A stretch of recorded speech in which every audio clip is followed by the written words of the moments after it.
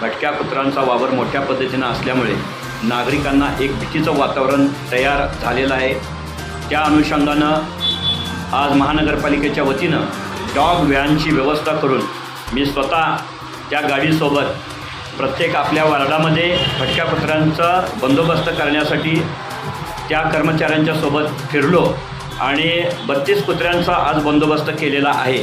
तरी ही मोहीम अशाच पद्धतीनं चालू राहील। आपल्या प्रभागामध्ये अशा पद्धतीची भटकी कुत्री जर दिसत असतील तर नक्कीच आमच्याकडे या संदर्भात कळवावं।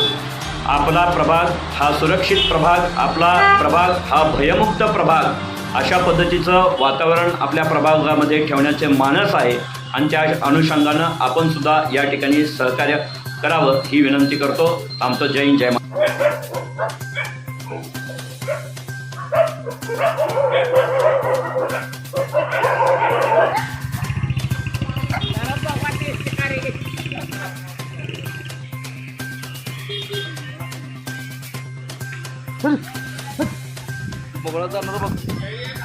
हा ये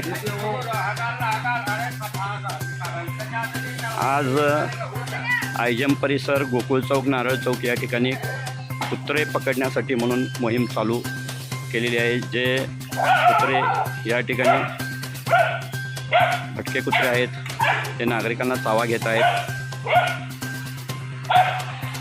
नारळ चौक, ढवळे हॉस्पिटलजवळ, त्यानंतर DB कॉर्नर,